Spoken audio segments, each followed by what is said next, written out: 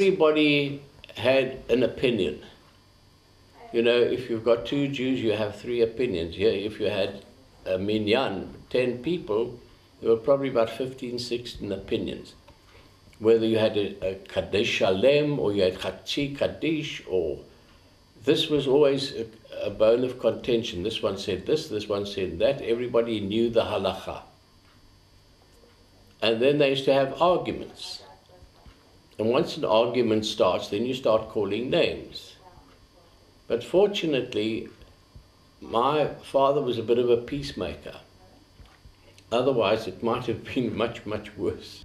But the one said Shabbos finishes at 23 minutes past 7, and the other one said it finished at 24 minutes past 7. They actually had a fisticuffs here. They broke Jack London's glasses. He had to go to the doctor to get stitched up here. And that was the Ponevez Shul. Like, I mean, they've got friends afterwards, but they got excited about 1 minute. Oh, there was a chappie, Eberlin. Actually, his name was Eberlin, but they changed to Eberlein.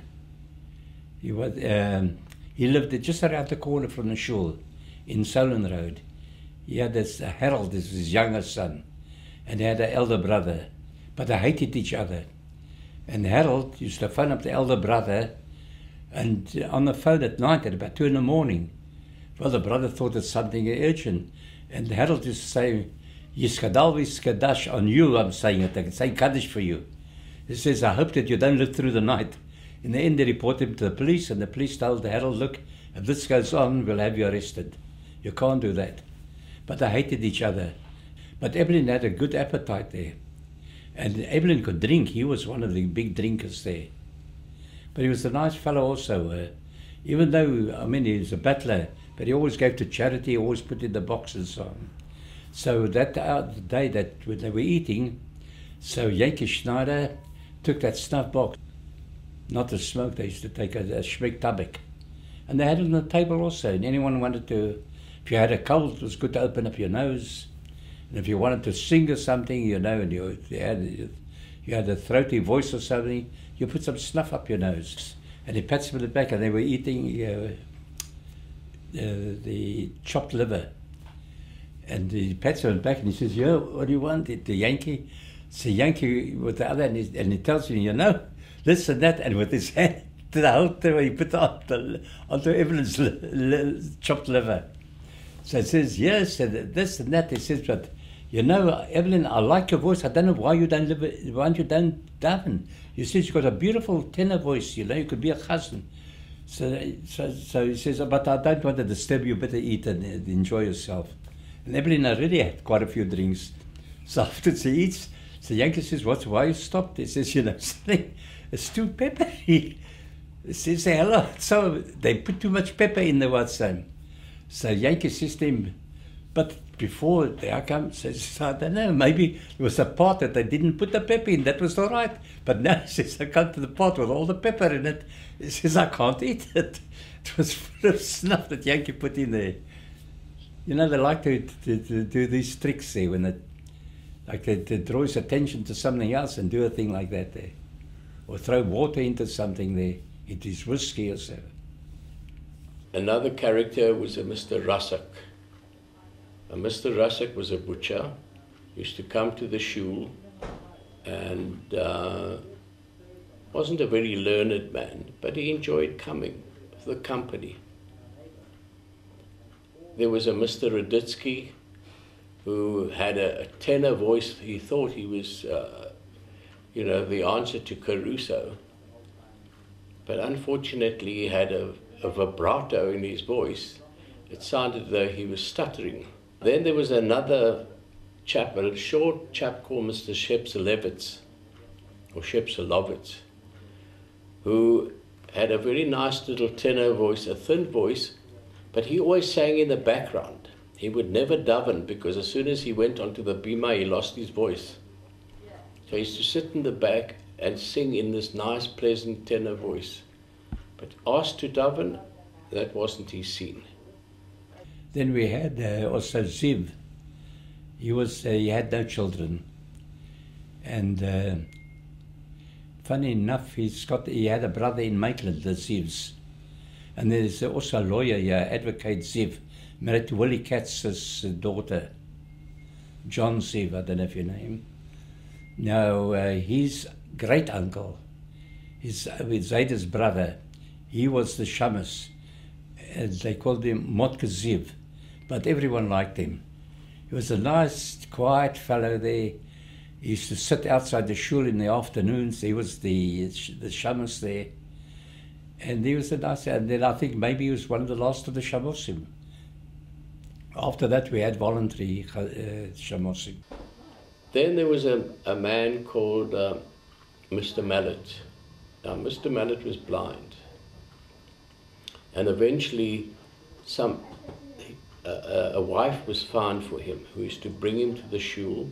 May, she had a screeching voice. She used to say, "Hey, where are you?" Used to leave him there, and he used to sit there, and he insisted on getting an aliyah either on a Monday or on a Thursday as a shlishi. That was his due. He used to own a second-hand shop, I think in Caledon Street, and he was amazing because he knew exactly the value of the money, and he was able to know exactly what money he had just by feeling. Once there was what they call a bilbil there. They suddenly, the Simchas Torah, and they had a big crowd there. They used to get chocolates then. So he says we need we short of one. We only got 7. So at that time, someone asked for the Torah to be sent to Israel. So Mallet said, I don't know who asked for it.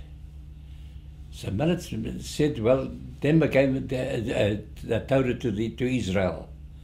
So I said, how can they give a Torah to Israel? He's got no right, I mean, the committee. But then there was always 7. But when he said it straight away, a few thought maybe they did give away a Torah. But with a Torah, you've got to pack it, you've got to have a chappie to go with the plane with it, it's got to go through Rabbonim, it's got to, you've got to have a permit to send it out. It's not that easy. And in Israel, they don't just accept that Torah. It can be possible also. So that was a rumor about it. And who made up that rumor? It was a blind fellow. So they said, but Harry says he saw there were 8 Torahs. He says, how can he see? He's blind. He says, well, I don't know, he must have felt the Torahs one by one or something like that. So, afterwards, Harry said, no, but he thinks, he heard them speak about sending a Torah to Israel. Well, what you heard and what happens is 2 different things. And we only had 7. So it comes to the 8th one there. But that was a rumor. Then there was an old man, a Mr. Patz. Now, Mr. Patz was a shoemaker, and he used to come to the shul. He had, his daughter got married to a man called Mr. Farber, and Mr. Farber didn't come to shul, and Mr. Farber had about 3 brothers, or 2 brothers, and they had been shul goers all their lives. And when one of their parents died, they used to come every morning and every evening to the Ponevez Shul, and they donated quite substantial amounts to the shul itself. Bola Farber, he was reported to be the strongest Jew that ever lived in Cape Town. He ran bioscopes in District 6. He had about 2 or 3 of these movie houses, and in those days they had gangs in and around, but the gangs were not like the gangs of today. There were no guns, there were knives, and they used to smoke dacha. And he was fearless. He would walk into his cinema, and if anybody was smoking dacha, he'd club them, give them a hiding. But they were petrified of him, but he was a very, very strong and powerful guy. He came here every single night. He was a friend of Charlie Leviton. The strangest thing with Bola, he'd come to shul, he wouldn't say a word. He was such a fine, genteel kind of a person when he came here. And every single day, because these guys were now retired, they would go and meet in Cape Town. There were 3 of them every single day. Then there was a man, a watchmaker. His name was Mr. Averbach. He used to perform, he regarded himself as being a chazan. And he used to perform during the year. When it came to Rosh Hashanah and Yom Kippur, he always looked for a job somewhere else. Usually he didn't go to the same place twice. But there were enough congregations in South Africa or in the Western Cape that you could, you know, have a job every Rosh Hashanah and Yom Kippur for many, many years. He was a short fellow, a watchmaker, had a hunchback, a religious, he was a very religious man. His wife was even more religious than he was. And he was one of the staunch members of the Ponevez Shul. Simkin Abrimmel, he was the one that broke into the shul, stole drank up the wines that they had there, and he stole a bit of cash just to get him on the bus there. And he fell off a bus while drunk one day, and he hit his head on the curb and he died. They took him to hospital and he passed away. Percy Berger was he lived about to 90. He was he was a rep, and he used to be a staunch member of our shul. He used to say, what is it, on every Saturday at Maftir, although he just mumbled it, we gave it to him. But as he got older, he got a little bit confused, and his wife used to bring him to shul, and I would take him home every Friday night. I also took him home. And I remember on this one occasion, we were driving home, and we were passing Bakenstadt, the old building. It was a Friday night, maybe 7:30. It was winter, and he says, "Give a cook, Ronnie. We came out early tonight, but the shul there, they still davening." And to him, Bakenstadt building, which is an old building, to him it was a shul.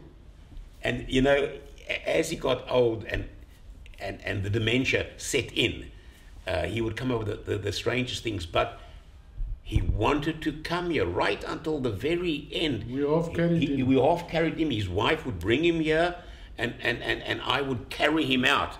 But he came to shul, and he was one of the characters. Yes, Percy Berger, of course.